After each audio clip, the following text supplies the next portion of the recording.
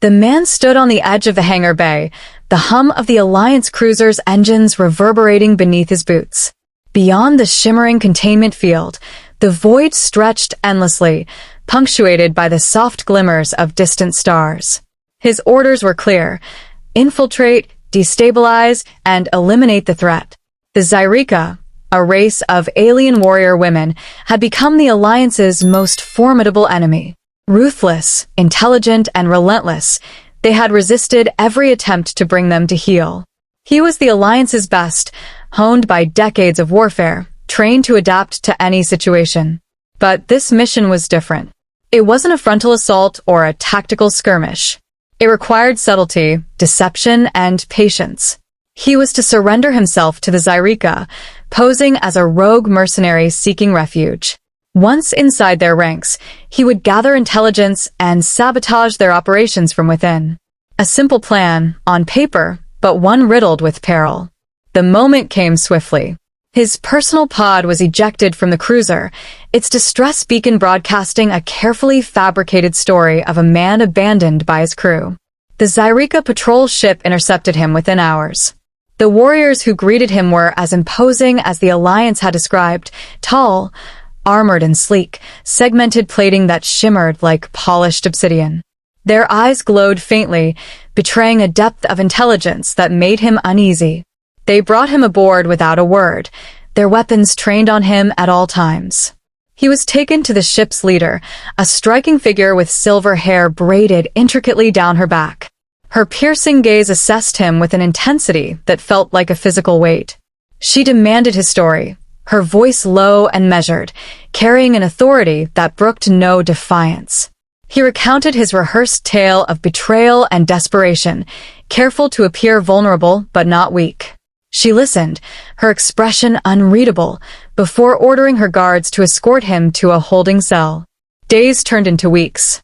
The Zyreka did not torture him, nor did they treat him with cruelty. Instead, they watched, observed, and tested him.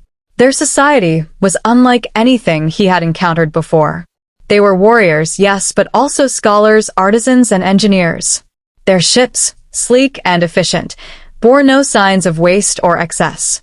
Every action, every decision, seemed guided by a code of honor and purpose. He found himself drawn to their rituals. In the evenings, the warriors gathered in the central chamber to sing, haunting, harmonic melodies that echoed through the ship like the whispers of ancient spirits. Their voices wove together, creating a tapestry of sound that was both beautiful and mournful. He couldn't understand the words, but the emotion was undeniable. It stirred something deep within him, a longing he couldn't name. The ship's leader, whom he had come to know as both a commander and a philosopher, began to spend more time with him. She questioned him about his past, his beliefs, and his understanding of loyalty. Her questions were sharp, her gaze unyielding, as if she sought to peel back the layers of his facade and see the truth beneath. He found himself struggling to maintain the lies. In her presence, his carefully constructed persona felt fragile, as though it might shatter under the weight of her scrutiny. As the weeks passed, he began to see cracks in the Alliance's narrative. The Zyreka were not the mindless aggressors he had been led to believe. Their war with the Alliance was not born of conquest, but of survival. Their homeworld, once lush and vibrant, had been devastated by the Alliance's expansion. They fought not out of hatred, but out of necessity, driven by a desperate hope to secure a future for their people. The tipping point came when he was contacted by the Alliance. Using a hidden communicator, he relayed his findings, expecting commendation for his progress. Instead, he was met with cold indifference. His superiors cared little for the nuances of the Zyreka's motivations. They demanded results, insisted he disable the ship's defenses and prepare it for an imminent strike. He faced a choice. To follow orders meant betraying the Zyreka, condemning them to death, and erasing the fragile trust he had begun to build. To defy the Alliance meant severing the last connection to the life he had known and branding himself a traitor. When the Alliance fleet arrived, their ships gleaming like predators in the dark, he made his decision. He warned the Zyreka, revealing his true purpose and the impending attack. For a moment, He thought they might kill him, their gazes hardening with fury and betrayal. But the leader, after a long silence, ordered her warriors to prepare for battle. The ensuing fight was chaos. Alliance ships descended in waves, their cannons unleashing torrents of plasma. The Zyreka, outnumbered and outgunned, fought with unmatched ferocity. He stood alongside them, using his knowledge of Alliance tactics to outmaneuver their forces. For the first time in his life, he felt a sense of belonging, not as a soldier following orders, but as an ally fighting for something greater than himself. When the battle ended, the Zyreka ship was battered, but still intact. The Alliance fleet had been forced to retreat, their losses too great to continue the assault. He stood on the bridge, his body bruised and bloodied, but his spirit unbroken. The Zyreka warriors, once distant and wary, now regarded him with a mixture of respect and acceptance. The leader approached him, her silver eyes softening as she spoke. "You have betrayed your own for us." "Why?" He hesitated, searching for the words. "Because I see now what I was blind to before. You fight for your people, for your home. And for the first time, I feel like I'm fighting for something that matters." She regarded him for a long moment before nodding. "Then you are one of us now." In the months that followed, he became a part of their clan.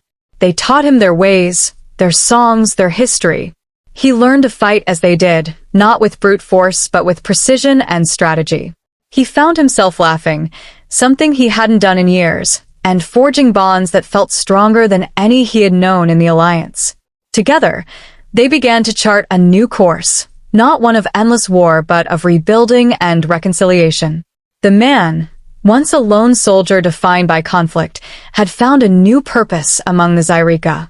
In their fight for survival, he discovered a path to redemption and a chance to forge a future where their peoples might one day coexist in peace. As time passed, the man's integration into the Zyreka community deepened. Their leader, whose wisdom and strength had initially intimidated him, became a guiding force in his life. She taught him the intricacies of their traditions, their philosophy, and their sense of duty, not just to one another but to the universe as a whole. The Zyreka did not see themselves as conquerors or even warriors at heart.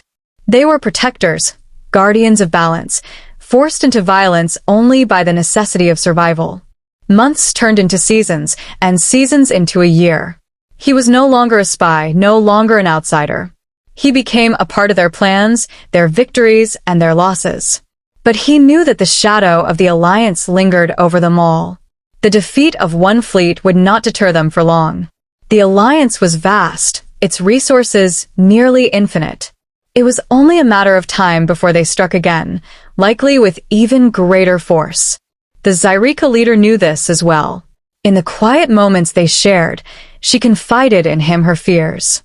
"We cannot survive this war alone," she admitted one night, her voice low and heavy with the weight of command. "Our people are strong, but strength is not enough. The Alliance will not stop until we are dust." He studied her, seeing the toll the war had taken on her. She was a pillar of their community, a source of inspiration and hope, but even she was not immune to the weariness of endless conflict. "What if they could be made to understand?" he asked. Her silver eyes met his, sharp and skeptical. "Understand? They see us as enemies, as obstacles to be removed. What makes you think they could be convinced otherwise?" He hesitated, then said, "Because I was one of them. I believed the lies they told. But I changed. If I can change, maybe others can too." She considered this, her expression softening. "Perhaps," she said, though her tone was cautious. "But how do we even begin to bridge that chasm?" The answer came unexpectedly. A Zyreka scout ship intercepted a distress signal from an Alliance vessel stranded on the outskirts of their territory. It was a trap, the Council argued, a lure designed to draw them into the Alliance's grasp. But the leader made a bold decision. They would respond, not with aggression but with aid. The man volunteered to lead the mission, knowing his familiarity with Alliance protocol would be an asset. The Zyreka warriors accompanying him were tense, their hands never far from their weapons. When they arrived at the Alliance vessel, they found it crippled and adrift, its crew of 20 barely clinging to life. The Alliance soldiers were shocked to see Zyreka warriors boarding their ship, not as enemies, but as rescuers. The tension was palpable as the Zyreka worked to stabilize the vessel systems and treat the wounded. The man acted as a bridge between the two groups, translating words and diffusing conflict when tempers flared. By the time the Alliance ship was operational again, something remarkable had happened. The soldiers, who had been prepared to fight to the death, began to see their enemy in a new light. They saw compassion in the Zyreka's actions, honor in their restraint. When the two groups parted ways, it was not with hatred, but with an uneasy respect. The rescued soldiers promised to carry word of this encounter back to their commanders. Whether it would make a difference remained to be seen, but it was a start. In the months that followed, the man and the Zyreka leader worked tirelessly to build on this fragile foundation. They sent emissaries to neutral systems, seeking allies who might mediate a truce. The man used his knowledge of the Alliance's bureaucracy to identify individuals who might be sympathetic to their cause. The work was slow, fraught with setbacks and betrayals, but there were victories too. A handful of Alliance officers, disillusioned by the endless war, began to question their orders. Some defected to the Zyreka, bringing valuable intelligence and supplies.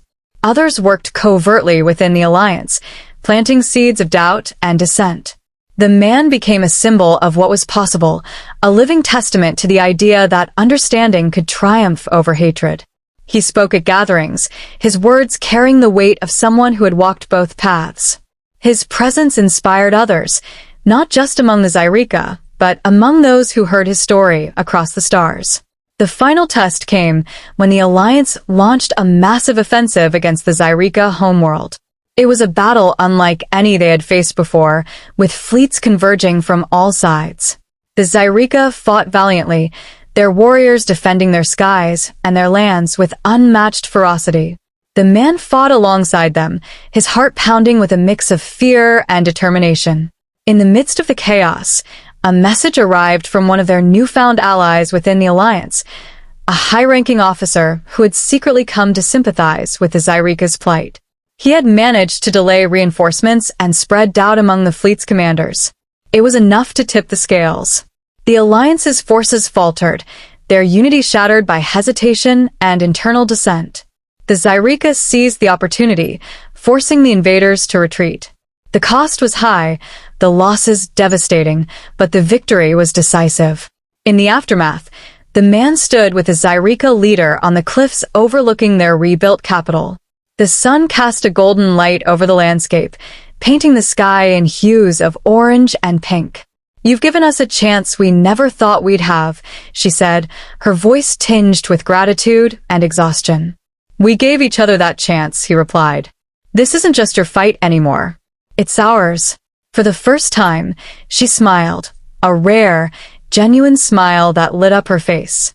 Together, they turned to face the future, uncertain but full of possibility. For the man who had once been a soldier without a purpose, and the warriors who had been forced to fight for survival, the war had forged something new: hope.